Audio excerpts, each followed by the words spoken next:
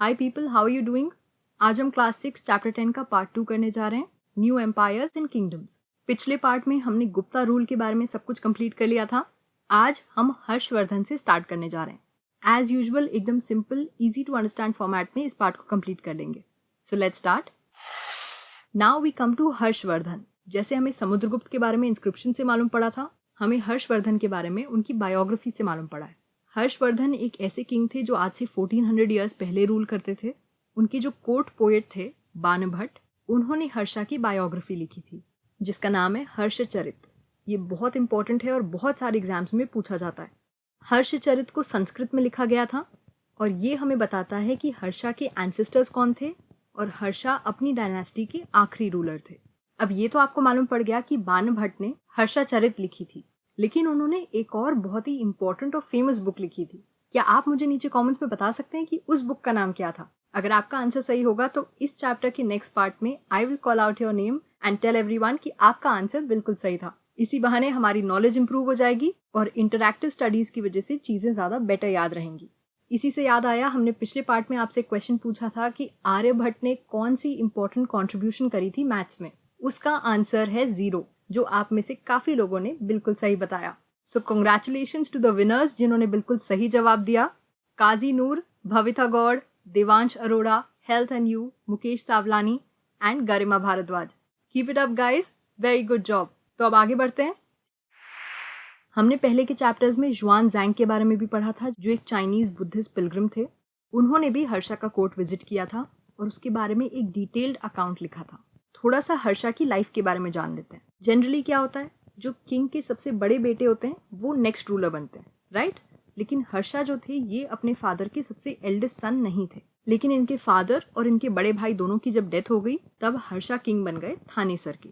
हर्षा के जो brother in law थे वो कन्नौज के राजा थे, लेकिन उनको बंगाल के राजा ने मार दिया। तो जब रूलर मर गया तो कन्नौज अब बिना रूलर के हो गया, तो उसको हर्षा ने अपने अंडर में ले लिया।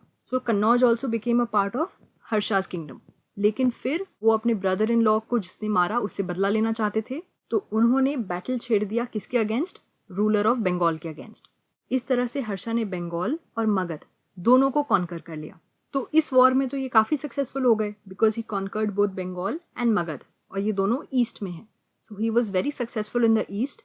लेकिन इनके जो बाकी मिलिट्री एक्सपेडिशंस थे उसमें हर्षा उतने सक्सेसफुल नहीं हो पाए। इन्होंने नर्मदा रिवर क्रॉस करने की कोशिश करी जिससे ये डेक्कन में एंटर कर सकें और वहां के किंगडम्स को हरा सकें, लेकिन उससे पहले ही इनको किसने हरा दिया? पुलाकेशिन II ने, जो एक बहुत ही फेमस रूलर थे चालुक्य डायनेस्टी के। तो अब ये चालुक्य डायनेस्टी क्या है, इनके बारे में पढ़ते हैं और इसके साथ ही साथ पल्लव डायनेस्टी के बारे में भी पढ़ते हैं। ये दोनों उस समय की सबसे इम्पोर्टेंट रूलिंग फैमिलीज थी जो साउथ इंडिया में थी। पल्लव्स का किंगडम एक्सटेंड करता था from the region around Kanchipuram to the Kaveri delta. ये पूरा रीजन पल्लव्स के अंडर में आता था, और जो रायचूर दोआब वाला रीजन है वो चालुक्यास के अंडर में आता था। रायचूर दोआब कहाँ है? It lies between the reverse Krishna and Tungabhadra. Pallavas का कैपिटल था कांचीपुरम और चालुक्यास का कैपिटल था आयहोले। ये दोनों ही बहुत ही प्रॉस्पेरस सिटीज थी, बहुत अच्छी चल रही थी यहाँ पे लाइफ। आयहोले एक इम्पॉर्टेंट ट्रेडिंग सेंटर भी था और एक इम्पॉर्टेंट रिलीजियस सेंटर भी था, क्योंकि यहाँ पे बहुत सारे टेम्पल्स थे। पल्लव्स और चालुक्यास आपस में ज़्यादा दोस्ती नहीं रखते थे। They often raided each others land, एक दूसरे के लैंड को लूटते थे, और स्पेशली एक दूसरे की कैपिटल सिटीज़ को, क्योंकि जैसा हमने बात करी वो बहुत ही प्रॉस्पेरस सिटीज़ थी, वहाँ पे बहुत सारी वेल्थ थी, तो एक दूसरे के कैपिटल्स को रेड करते थे और अपनी वेल्थ इंक्रीज करते थे। अब जैसा कि हमने आपको बताया कि पुलाकेशिन II जो हैं ये चालुक्य डायनेस्टी के बहुत ही इंपॉर्टेंट रूलर थे, और इनके बारे में भी हम एक प्रशस्ति के थ्रू जानते हैं।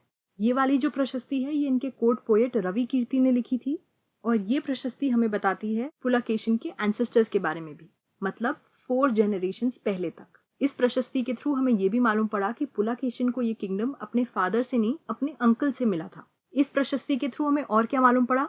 पुलाकेशिन II के कॉन्क्वेस्ट के बारे में। इन्होंने ईस्ट कोस्ट और वेस्ट कोस्ट दोनों में मिलिट्री एक्सपेडिशंस लीड किए थे, और इन्होंने किंग हर्षा को भी नर्मदा रिवर क्रॉस करने से पहले ही रोक लिया था, जो हम पहले पढ़ चुके हैं। इनफैक्ट इस पोएम में थोड़ा सा वर्ड प्ले भी किया गया है। हर्षा का हिंदी में मतलब होता है हैप्पीनेस।